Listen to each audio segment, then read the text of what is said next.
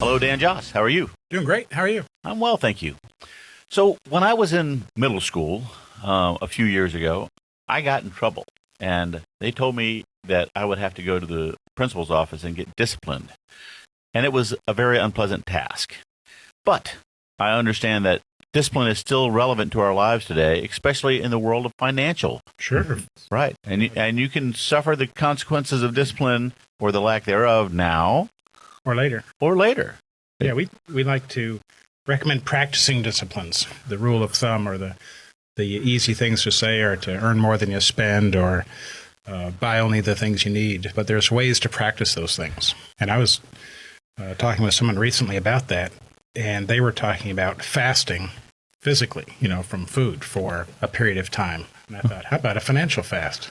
Not spend for a period of time. Quick, let me go get some family members. Let's share this concept.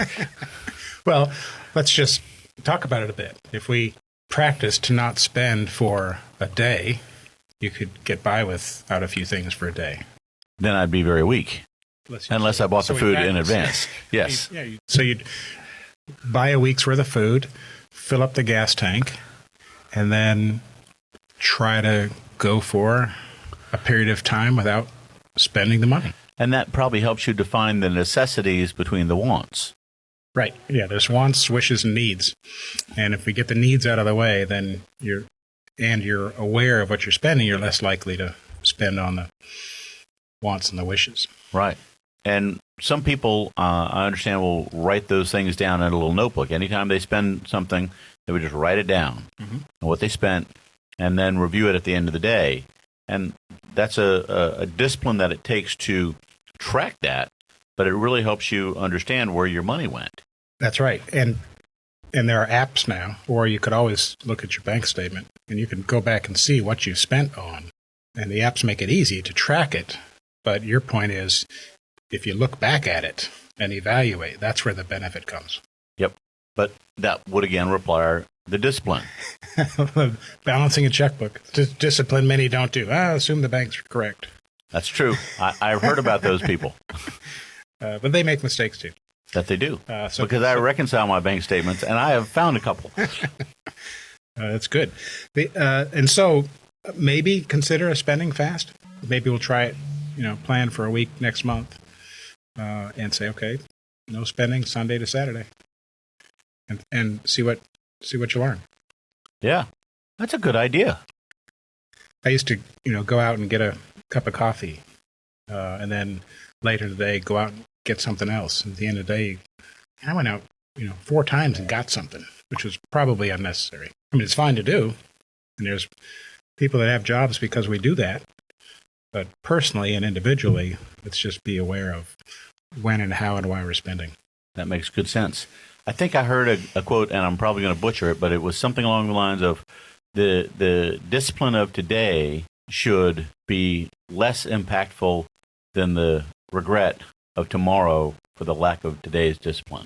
Maybe so. I'd have to think about that. But we get better at our habits the more we practice them. That makes sense. Or they say, practice makes permanence. Practice makes permanent. Perfect practice makes perfection. Okay.